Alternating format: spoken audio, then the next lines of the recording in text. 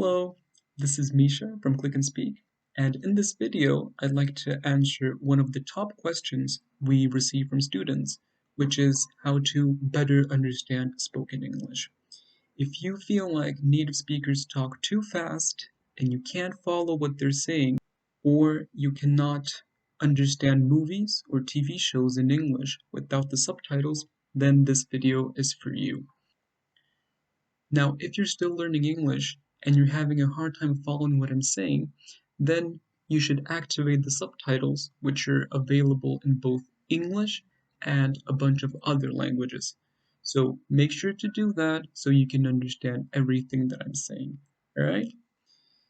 Now, I have always believed that understanding where a problem comes from is half of the solution, right?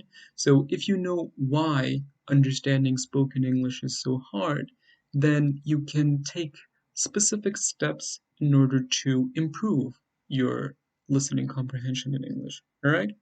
So let's see the top reasons why understanding spoken English is so hard. The number one reason is the lack of practice. All right. Now, a lot of our students spend hours on end working on grammar, reading, translating, but not enough time listening to English. All right. And as we all know, practice makes perfect. So if you don't listen to English, you are not going to start understanding spoken English. Seems quite logical, but I feel like we should mention that. All right.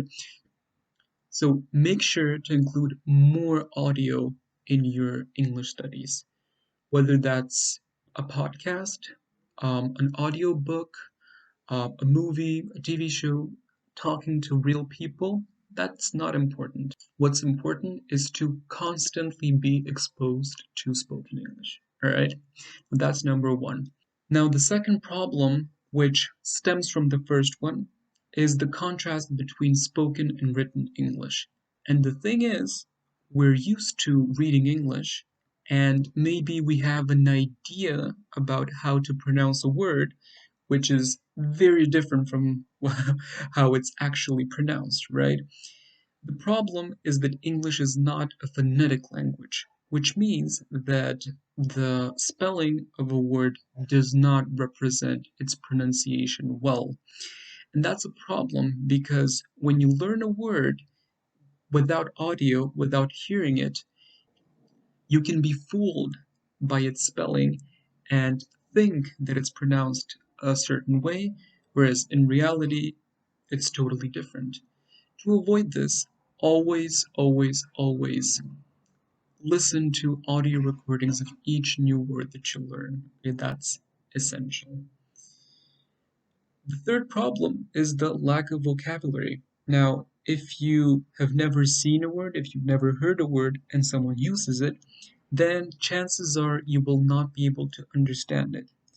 Of course, sometimes you can guess the meaning based on the context, but especially if you're a beginner or lower at a lower intermediate level, then you probably won't be able to understand what people are saying. Okay, we'll see how to fix that issue. Now, the fourth problem that our students tell us is that English speakers talk too fast. Now, I've put a question mark there because I'm not so sure. Is it that they're talking too fast or that we're listening too slowly? That's a little joke, of course, and we'll see how to fix that issue as well. Now, the final problem that I often see when people are learning English is practicing with materials that they find boring. All right. If you don't find a particular resource interesting, if it's not stimulating, if you're not feeling motivated, then you're going to abandon it. And we don't want that. We want to immerse ourselves in natural materials, okay, which we find interesting and which we can follow. Okay, that's the best balance. So those were the top reasons why people have a hard time understanding spoken English. And in the next couple of slides, I'd like to show you how you can fix that and what you can do in order to improve your English listening comprehension. All right? Now, the first thing you can do is to learn words in all of their forms. Okay? So, when you study new vocabulary, when you study new words, do you tend to learn them in just one of their forms? If so, that's a mistake. All right? Let's take an example with the most common word in the English language, which is the verb to be. Okay? If you learn that word only in that form, be, or the infinitive, then you will not be able to understand it in all of its other forms. Okay? Um, and that's a common verb, but it's most commonly used in other forms. For example, I am, she has been, we were, etc. Okay? So, bottom line, if you learn a word in just one of its forms, then you will be able to understand the word in only that form. Okay? And you will not be able to understand it in other contexts, which is a problem. To avoid that, you need to learn each word in all of its forms. The problem is that if you learn new words in only one of their forms, you won't be able to recognize them in other forms. And chances are, people tend to use the same word in a bunch of different forms. Okay? So, how do you learn a new word effectively in all of its forms? Here's a little checklist of all the steps you need to make, okay? All of the things you need to learn in order to master a word, okay? In order to be able to recognize it when someone else uses it, but also to be able to use it yourself whenever you need it, okay? For our example, I've taken the word example, okay? Let's say that you want to learn the word example, but you can apply this when you learn any new word, okay? Now, first and foremost, you need to learn the pronunciation. And as we already saw, there's a big contrast between spoken and written English, right? So, what you need is a phonetic transcription, right? And preferably in the International Phonetic Alphabet, right? Now, that's an alternative system, an alternative alphabet, which lets you represent the pronunciation of a word phonetically. So each symbol corresponds to one sound, and it's always the same sound. Once you look up the phonetic transcription of a word, you will always know how to pronounce it with certainty. Okay? And here's a phonetic transcription of the word example. Okay, I see that it's pronounced example, example. Now, don't worry if these letters, these symbols look funny if you can't understand them, because we will focus on them in another video. For now, what you need to do is understand the importance of phonetic transcriptions and how they're more valuable than the spelling when it comes to pronunciation. The second thing you need to learn is the word stress. Now, in English, each word has at least one stressed syllable. We pronounce the syllable more clearly, maybe with a longer vowel sound. And in this word, in the word example, it's the second syllable that's stressed. I've put it in bold. So it's example, example. It's not example, nor is it example. Okay, it's example, example. Third thing is to learn the spelling, of course. Now, this is not super important for your listening comprehension, but it is important for your overall knowledge of English. All right, so you can use English in any context. So be sure to know the correct spelling of the word.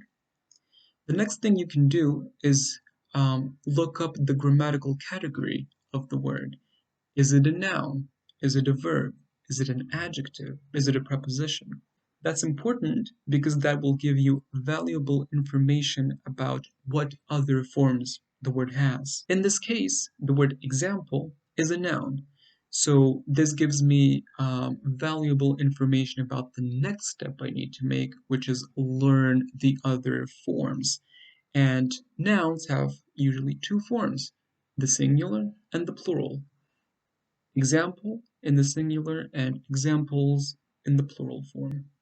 This is quite obvious and easy for regular nouns, but there are nouns like mouse, which have an irregular plural form.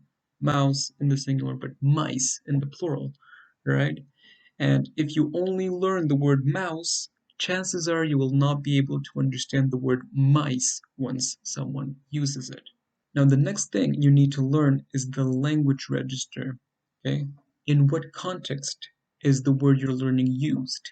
Because English has a lot of words, and a lot of words have similar meanings.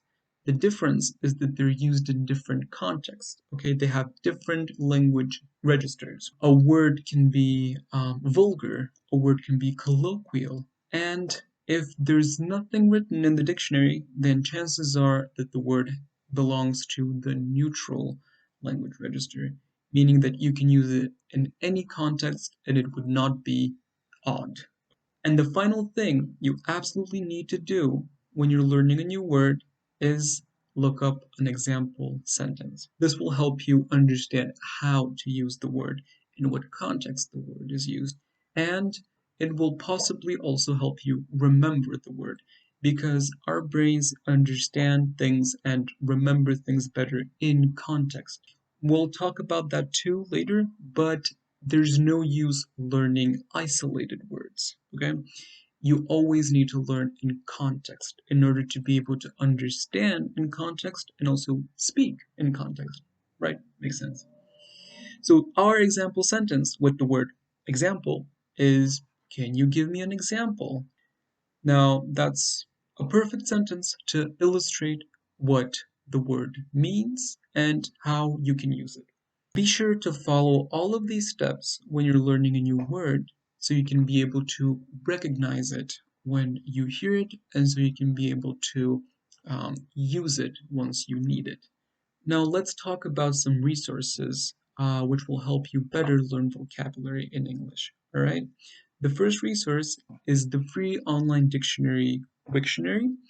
And this is an amazing dictionary because it gives you information about the meaning of the word. It gives you a phonetic transcription so you can understand how to pronounce the word. You can analyze the different sounds, the word stress, etc. And you also have an audio recording of the word so you can hear it pronounced by a native speaker. The second resource I would recommend is another online dictionary which is called Your Dictionary, which has a lot of example sentences. All right. So if you're learning a new word and you're not sure how to use it exactly, or you're not sure about the context in which a word is used, then you can go to your dictionary, look up a word, and you will get a bunch of example sentences. The final resource I would recommend is Youglish. Now, this is a website which allows you to look up a word and get example sentences from videos from YouTube. Now, this is great because you can hear the word pronounced by native speakers and also see and hear the word used in context. Now that you know how to learn words in English, which words should you learn?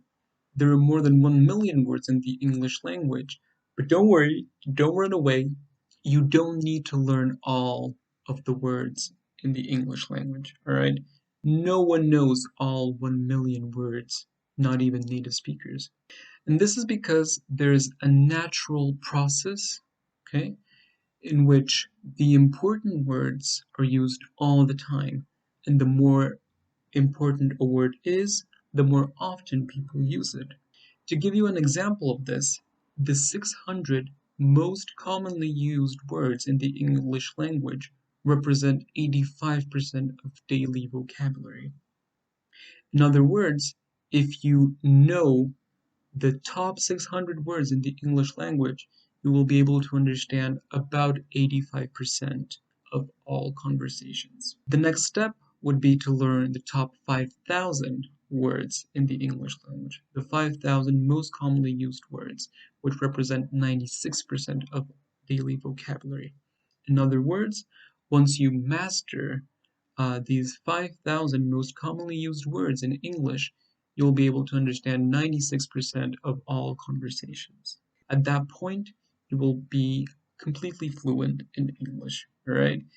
Even though there will still be words that you don't understand, you will have enough vocabulary to be able to understand the word, to be able to guess its meaning, and to be able to communicate effectively.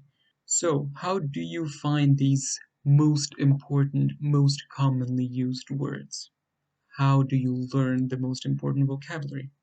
The best solution is to use a frequency list or to use a method or a course based on a frequency list, which will help you learn the most useful vocabulary first.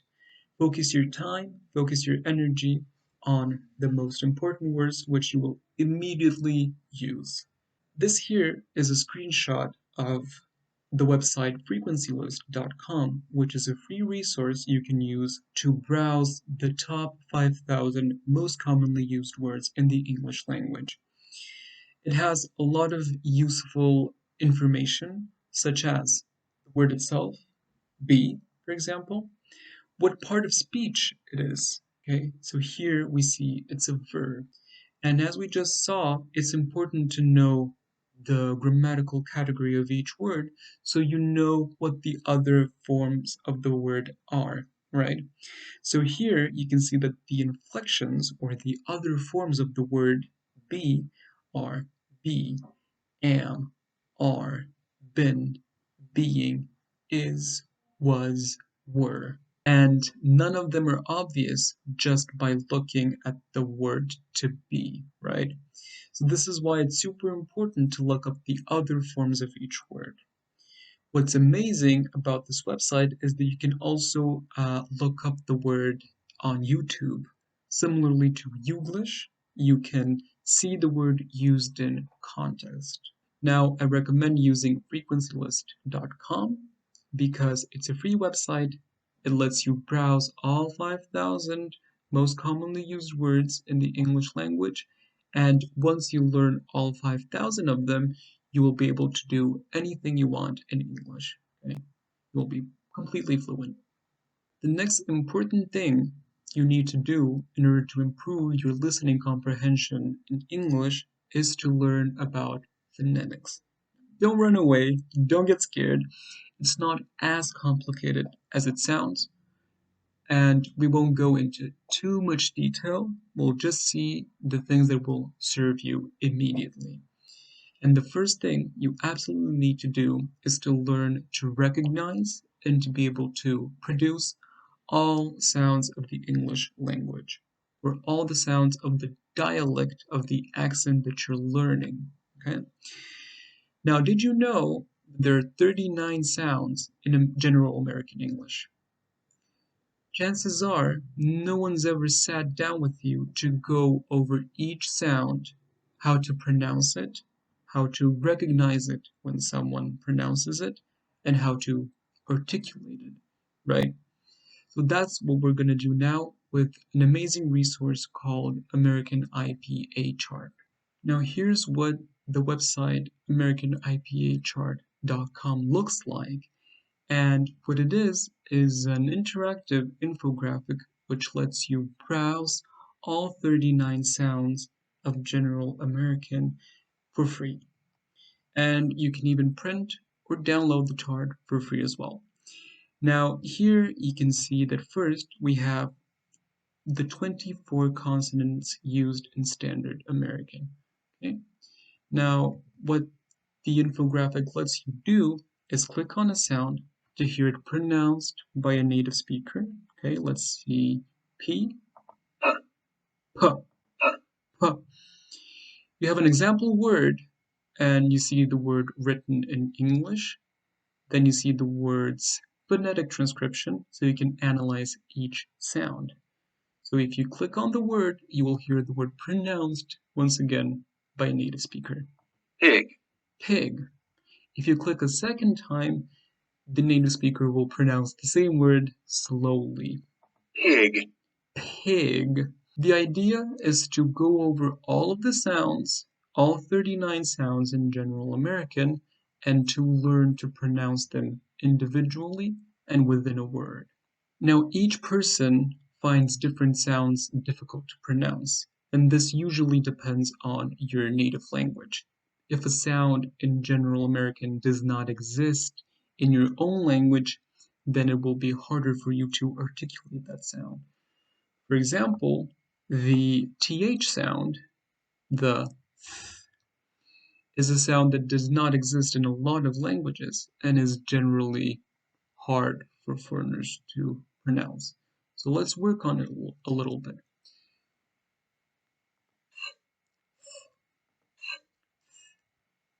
Panther. Panther, Panther. panther. Okay, the same sound, but voiced. The. V, The. v, Feather. feather, Feather. feather.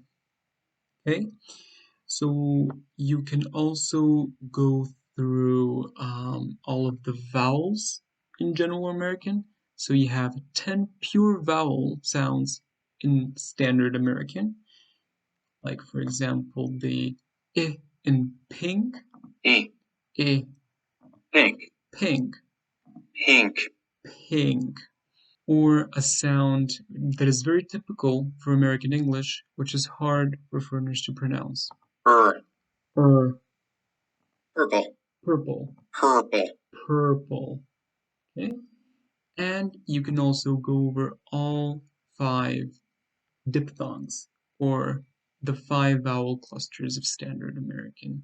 Like for example, the A, A. A. in jade, Jade. Jade. jade. Okay? Or the I I.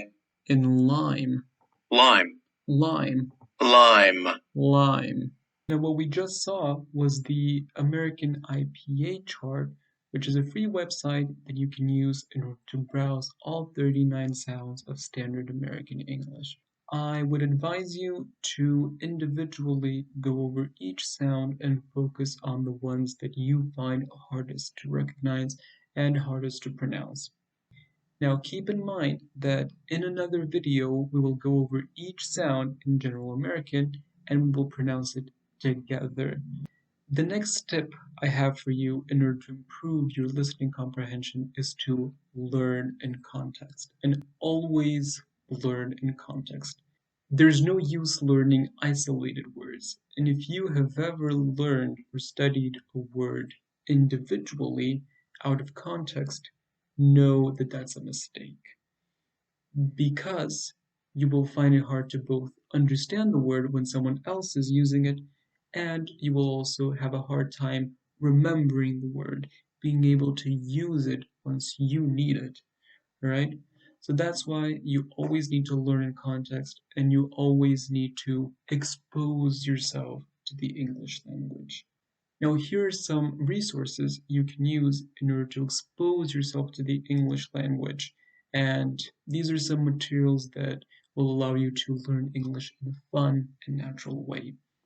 Now, I recommend checking out some YouTube channels, music, movies, TV series, books, and even comic books. On our blog, clickandspeak.com, you can find articles with resources to practice English for free. The next tip I have for you is to spend time with audio and with no text. Okay? Periods of time when you will only listen to English without text, without subtitles, without transcriptions. Okay? Now, this is important because the more time you spend listening to English, the better you will be able to understand it and the more comfortable you will feel listening to it. During these periods, focus just on the audio. Pay attention to the way words are pronounced. If you ever hear a new word that you don't recognize, you can do this little exercise of spelling out the word or trying to spell out the word and looking it up online. This will help you get used to the differences between spoken and written English, all right? And the great thing is that the dictionary or Google, whatever you may be using, will most likely recognize the word even if you spelled it wrong. So, these were my top tips on improving your listening comprehension in English. The thing is, people usually tend to learn to understand English quite well, but they still have a hard time replying, answering, or speaking, right? And usually in conversations, half of the time you're listening and half of the time you're speaking. So, if you want to communicate in English effectively, then you also need to learn to express yourself better. And in the next video, I'll show you some of the best ways you can improve your speaking in English. All right? Thanks for watching.